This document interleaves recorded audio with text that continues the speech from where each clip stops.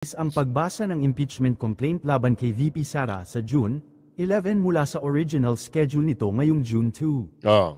Ang tanong ng mga netizens, ano pa ba ang hinahabol ng dating anti-Marcos na ito, sa kabila ng wala na siyang posisyon sa gobyerno sa susunod na mga buwan? Oh. Si Senator Amy Marcos din ay nagdeklara na patay na ang impeachment trial. Si Chis Escudero ay nagpapahayag na rin na sapat ang bilang ng mga senador na hindi papabor sa impeachment trial. Akala niyo susuportahan kayo ng mga ibang senador. Iniiwan kayo sa ere. Pero nag-react ang ilang kritiko at sinabing baka paraan lang ito para sa self-interest ni Escudero bilang SP at tuluyan ng itigil ang impeachment trial. Sa gitna ng pagkakabinbin, lumitaw sa isang Politico report na 10 senador ang sinasabing sumusuporta sa planong ilibing ang impeachment. Kabilang dito ang Duterte allies na sina Senador Bongo at Bato de la Rosa. Yes. Good morning mga kasama. Nandito na naman si Kuya Goods nagbabalik. At syempre, kung di ka pa nakasubscribe, subscribe na lang po at hit mo na rin yung bell para lagi kang updated sa ating mga video. 11 senador o 13 senador na ho ang anong tawag dito? Anong naniniwala na madidismiss na itong impeachment. 13. Oo, doon sa isang balita, 11. Hindi pa natin alam. Baka mamaya, ang magkakampihan na lang dito, 3 yung kalaban at 21 yung panig kay BP Sara. Ito sino-sino lang naman yung mga kalaban. O, si Virus. Andiyan si Teltel. 2 sila. Sino pa ba? Wala na. Meron pa ba? Ito, balita rito. Pero abangan nyo, mamaya,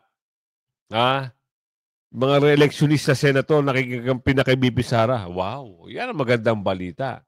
At nag-iiyakan na ho yung mga bulager, hindi na kayang idepensa na itong si Quezon ay kumampi na dito kay BP Sara. Galit na mga bulager. Ayan. Iyak na lang. Oo, pero nakalike ka na ba? Ito yung nasabi natin Pag nilike nyo, i-share nyo yung video natin para happy tayo lahat. At siyempre, mag-subscribe ka kung bago ka pa lang sa atin. I-bell all mo para makatanggap ka ng notification. Eto na nga. Pag sinabi ng stressing senator na walang jurisdiction, tapusin na natin ito. Yan ang sabi ni Senator Ping Lacson. Ipasok natin. Mukhang pati si Senator Ping Lacson ay kumbinsidong madidismiss na ang impeachment trial ni Vice President Sara. Ayon nga sa kanya, pag sinabi ng 13 senators, walang jurisdiction, tapusin na natin ito. I-grant natin. Ba? Tapusin na. Tapusin. Kasi naman, wala namang patutunguhan. Masasayang ang pondo. Masasayang ang oras na imbis na trabaho ng mga senador. At doon sa mga bakulaw na nasa kamara o kongresista, pasensya na ho kayo Hindi huubra yung mga magic nyo dito sa mga senador. Anak ng tipaklong naman. Kayo lang ang nagpagulo. Itong mga senador ay nagtatrabaho na maayos. Idadamay nyo pa ngayon sa impeachment nyo. Doon sa mga nagpumirma at naghain yan, iyak nyo na lang yan para tapos. At saka move on na kayo, para masaya. Ng motion to dismiss. Tapos ang kaso, hindi kailangan ng 16 votes unless it's for conviction. At gayon din sa naging interview kay Senator Amy Marcos, tanggapin na lamang ng mga kakamping at loyalista ng impeachment para kay Vice President Sara ay talagang basura na ayon sa kanya.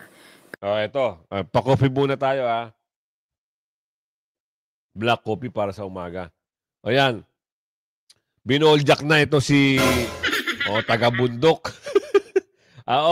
Amy, binoljak si taga-bundok sa pagsasabing patay na impeachment. Talaga naman. Binoljak ni Amy, binoljak ni Castro. Talaga ba? Binoljak na. Oy! Magtigil-tigil ka. Ikaw ang matandang taga-bundok. Magtigil-tigil ka.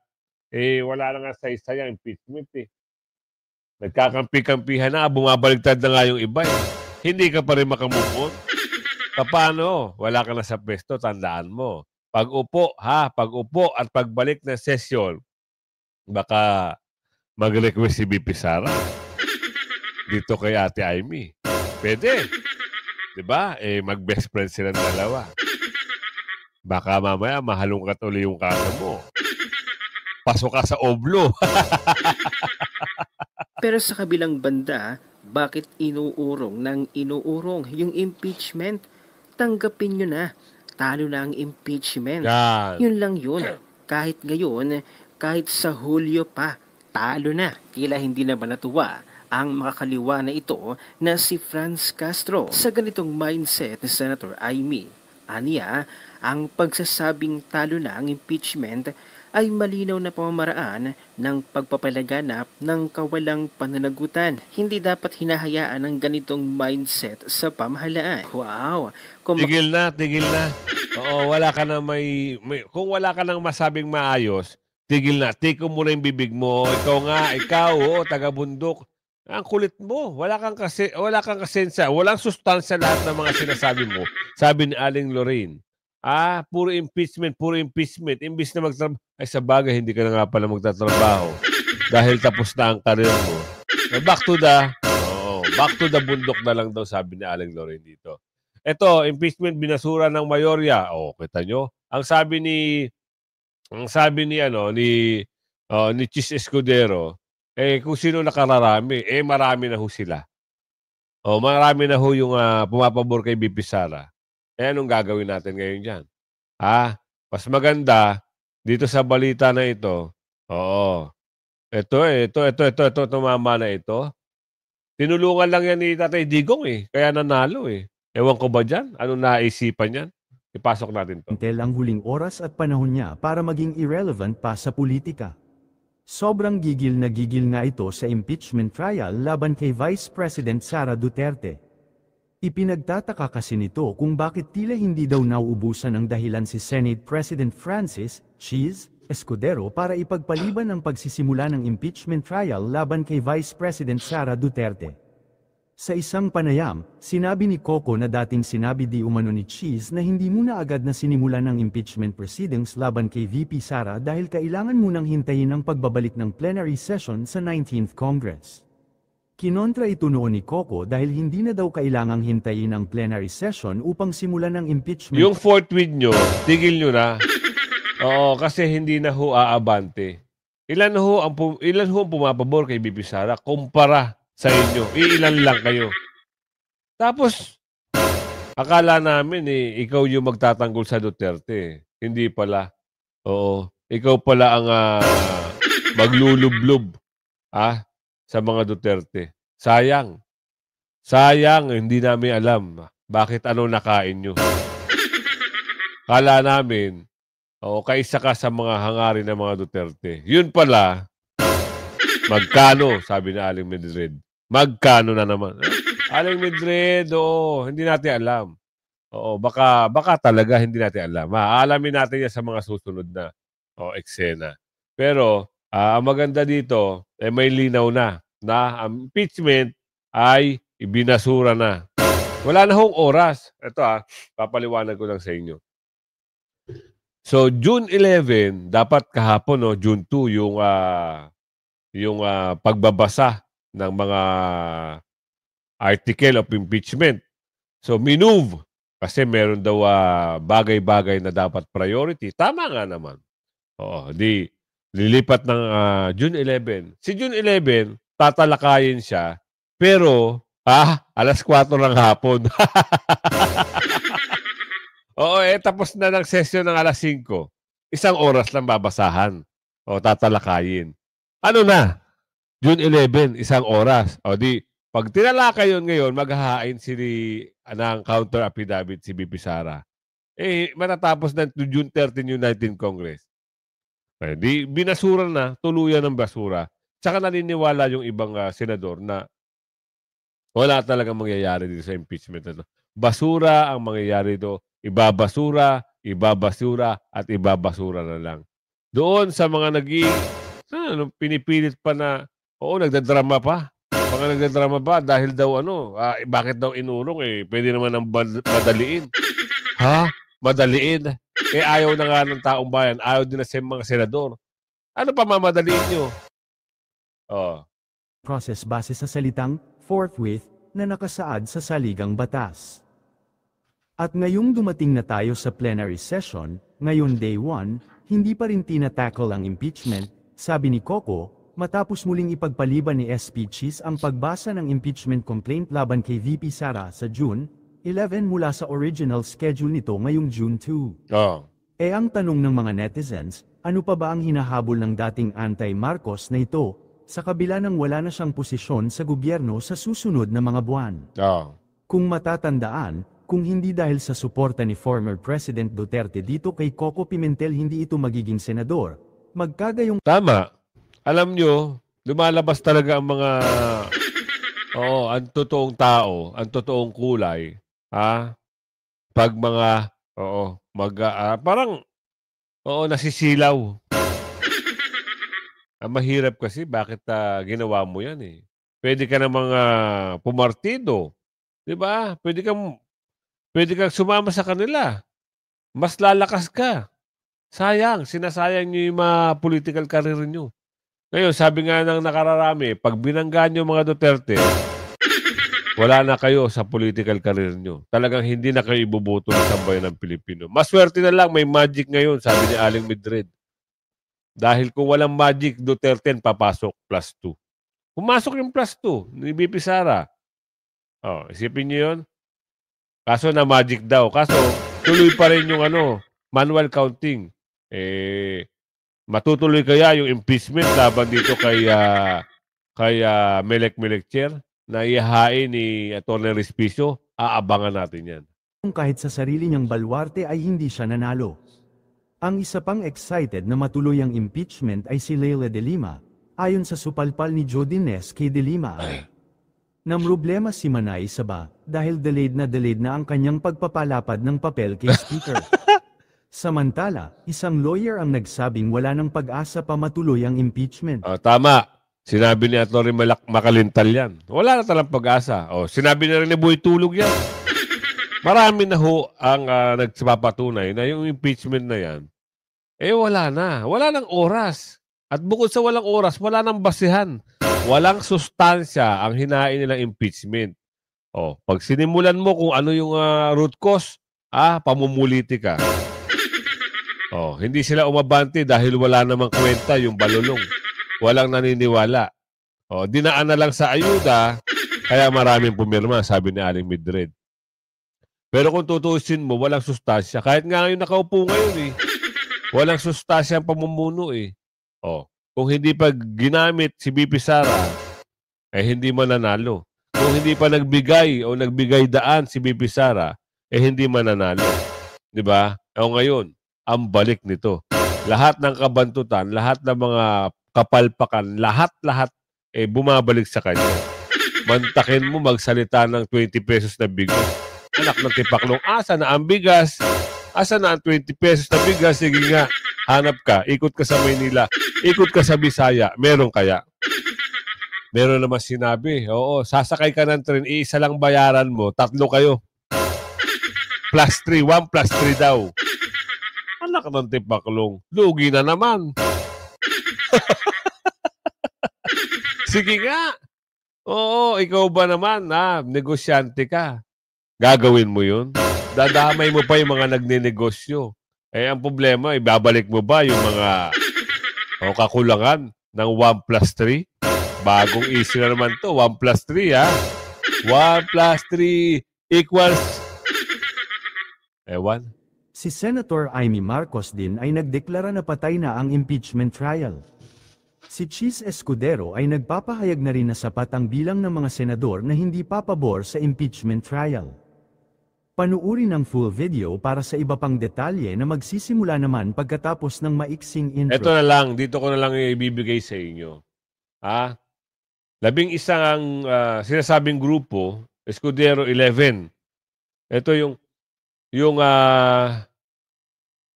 tawag dito, ito yung yung bilang ng mga Oo, yung mga hindi papabor sa impeachment. 16 lang ho yung kailangan. Sabihin natin 17.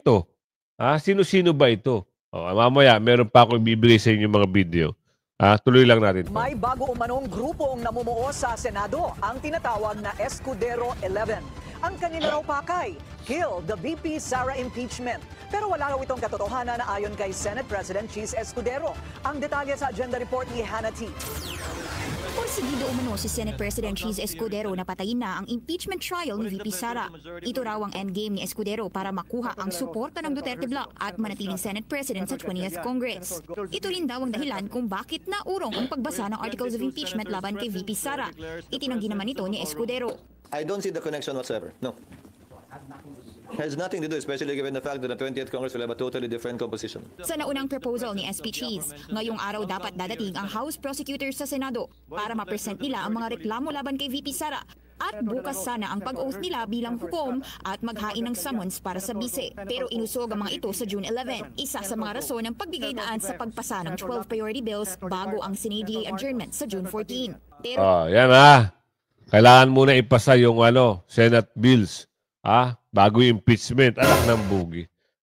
Gusto nyo pa ng impeachment, trabaho ng mga senador ang dapat atupagin nila. Ito kasi, plus na lang to dahil nga merong mga naghain. Pero hindi ito priority. Oo. Kasi ito, isa political process.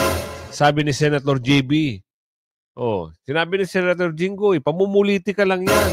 Ang aga-aga pa. Ito naman, si Portweed. Iyak. Tinabla ni Queso, tinabla ng ibang senador. Akala kasi niya, kakampi sa kanya. Yung mga kakampi niya noong una, nagbabaklasa na. Tuloy natin to. Kawawa talaga, Akala niya, susuportahan kayo ng mga ibang senador. Iniwan kayo sa ere.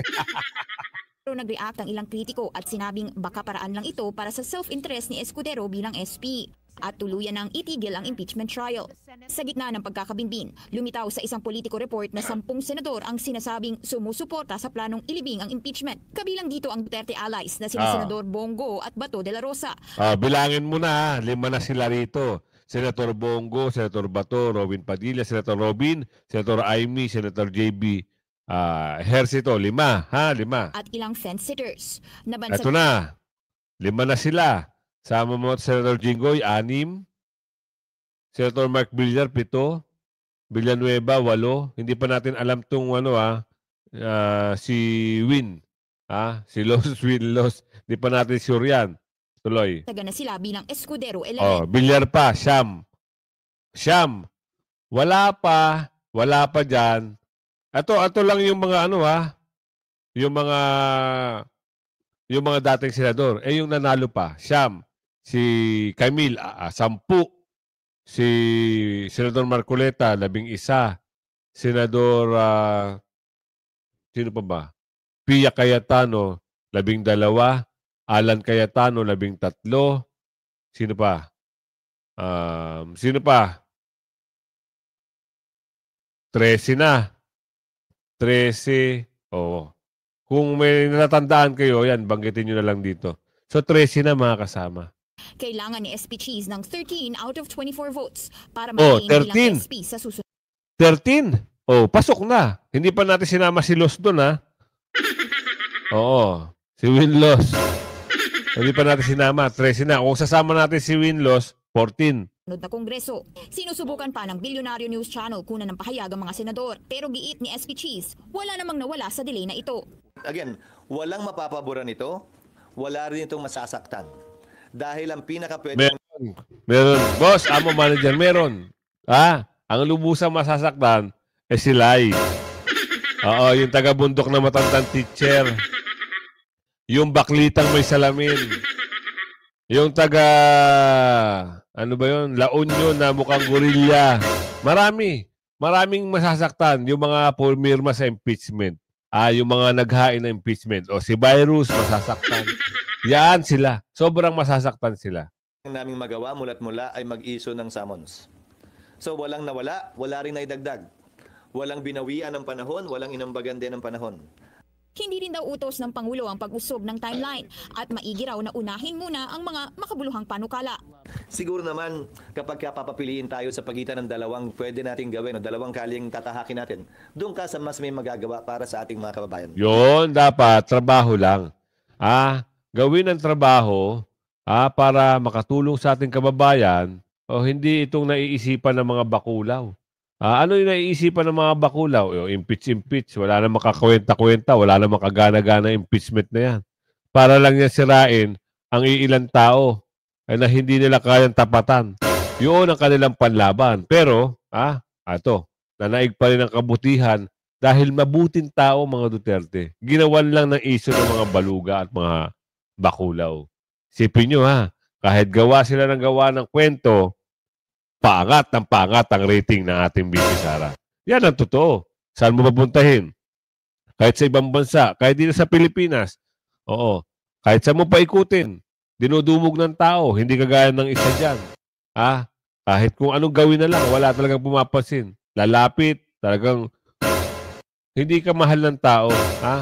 Yan ang tandaan mo. Eto, sabi dito, election senators, nakikita kakampi kay BP Sara, pasok. President Chis Escudero na hindi priority yung impeachment, no? Nabanggit mo meron pang CA na mga usapin, no, sa after niyan marami pa silang mga priority bills. At nakikita niyo po rito, uusad pa ba o hindi na? Kasi kukulangin na sila ng oras. In fact, dapat ngayong araw yung pagbabasa ata ng no? Pero parang ilipat sa June 11 at hanggang kailan na lang ba sila?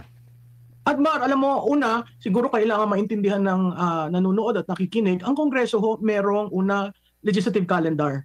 Diyan sa legislative calendar, sinasabi ilang session days. Hindi ang session days working days. Ang session days Monday to Wednesday lang. So kung sinabi na ang Kongreso ay naandyan hanggang June 13, hindi ibig sabihin na 10 araw ang session days. Hindi po. Ang ibig po sabihin, 6 na session days lang yan, Mondays to Wednesdays. Tapos po ang session ng 19th Congress ay hanggang June 30 lamang. So, pwede sigurong extend but I doubt it very much kung willing sila kasi meron rin isang rule na you cannot have sessions 30 days before the opening, which is July 21. So, touch and go sila dyan kasi rules nila yan. Pangapat, ang Kongreso plenaryo. Kahit isang senador o congressman ang tumayo at magsalita ng magsalita, wala yung effect kung hindi didesisyonan ng plenaryo. Kaya napakahalaga po nating maintindihan paano ba yung session days, paano ba ang calendar days. At yun nga sinasabi ni Senate President Chis Escudero, sa June 11, mag-a-adapt ng rules, mag-o-open yung impeachment court, pero the most they can do is for the prosecution to present and to give the defense 10 days to respond. Okay, tanyo, ang haba. 10 days. Magsisimula ng June 11, kung sakasakali, o baka mamaya extend pa. Kasi nung June 2, in-extend hanggang June 11. So, magsisimula sila. So, yung si BP Sara, magkaano ng counter affidavit, yung mga etc. Anak ng tipaklong. Uusad ba? Which would mean they will end.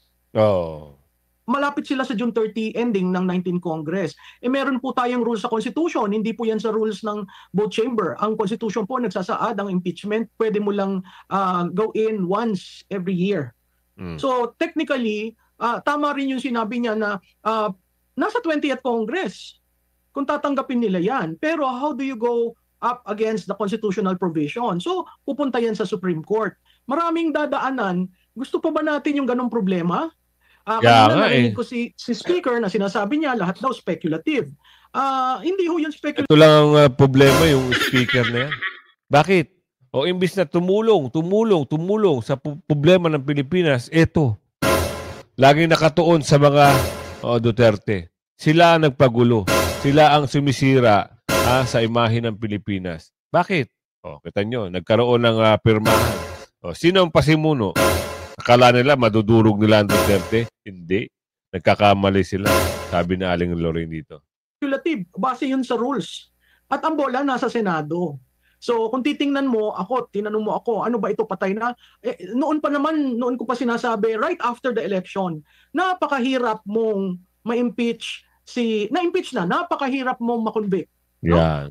Kanina lang sinabi ni Senator Lacson, hindi mo kailangan ng 16 votes kasi ang 16 votes to convict, kailangan mo lang ng 13 votes. Oh. Just to decide, no, we do not have any jurisdiction, no, we will not open the impeachment court.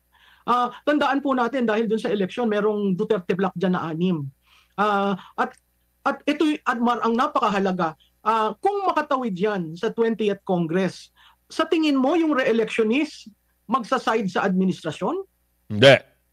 Sa tingin ko yung re-electionist magsaside kay VP Sara. So yung 6 plus lahat ng re-electionist, give or take, mahihirapan. Magaling to si Tita Malu eh. Bakit? Na-analyze niya kagad. Kasi nga, 2028 election, wala na eh. Tapos na yung termo na ito ni Bunget-Nget eh. Kanino ka sa side? Dito kay Bunget-Nget o kay VP Sara na mas malakas? Malakas ang pangalan maging presidente. Dito na ako kay VP Sara.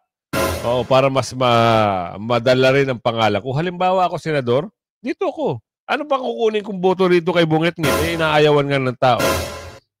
Di ba? Isipin nyo. At saka numbers gaming ang senador. Ngayon, itong mga bakulaw na kongresista, abangan nyo na lang. Mananalo pa kaya kayo sa 2028? O aabante pa kaya kayo? Yung karir nyo ay magiging maganda pa ba? Ayan ang tanong. Lalo-lalo na si Leslie. Nagtatanong lang siya. Doon sa mga pumirma, mahiya-hiya naman kayo.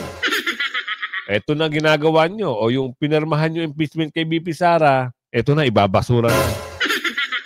Tuloy, Tita Malu. Kang i-institute itong impeachment court. Tapos, napaka-importante doon, tama rin yung sinabi ni Senate President Escudero. Sinabi niya, 4 na buwan yung inupuan yung impeachment charges. Tatlong impeachment complaint ang inupuan ng 4 na buwan. Tapos, nung malapit na mag-recess. So, kung titingnan mo, saan naging problematic? So, babalik na naman tayo dun sa speaker. At kung anong ginawa nila noong February 3 or 4 na nagpirmahan ng madalian at nakuha yung gusto nilang numero. Si Senador Francis Tolentino, meron siya ding pahayag. Nako, isa pa. Ay, nako. Ano kaya ito? Alam mo, ito lang komento ko lang at opinion ko lang. Kung hindi ka sana lumipat, kita mo sana ang ganda ng ratings mo, sabi nila. Nasira ang pangalan mo eh. Ang ganda ng pangalan mo nung nandun ka sa mga Duterte side. Totoo yan, mga kasama. Hindi nawawala sa top 4 yan si Tol. Ngayon nangyari. Hindi ka umabot sa top 12, top 13, top 15, hindi ka umabot. Ngayon, eto na naman. Tuloy. Sabi niya dito, if we cannot conclude the trial before June 30, 2025, we must recognize this impeachment case functionally dismissed by constitutional operation and no action can be taken by the 20th Congress on the matter for lack of constitutional authority. Kahit anong pilit, hindi may tatawid, lalo na kung lalabag sa saligang batas. Bakit may ganyan na ngayon? Dati wala namang ganyan. Sayang ang karir mo, boss, amo manager. Ngayon, nasa huli kasi ang pagsisisi. Tandaan, hindi na makakabawi. Lalo na kumalaban sa mga Duterte. Hindi na kayang bawiin. Dahil alam na ni VP Sara kung sino ang mga traidor. Ngayon, kung papanig ka ulit sa mga Duterte, sorry. Hindi ka tatanggapin. Mabuti pa si Ate Amy. Nakahabol. Diba? Nakahabol. Kahit na kapatid siya ni Bunget-Nget, pinagbigyan siya ng taong bayan. Kasi tumayo siya eh. Ikaw kaya, ano kaya tatayuan mo? Ano kaya itatayo ni Bossing Amo Manager? Tama yan, Adman, no? At marami sa kanila nagsasalita na miyembro sila ng impeachment court, they're raising legitimate issues, no? I bet you itong unang araw nilang pagkikita, nag-uusap-usap na rin 'yan. Kung magpapatawag ng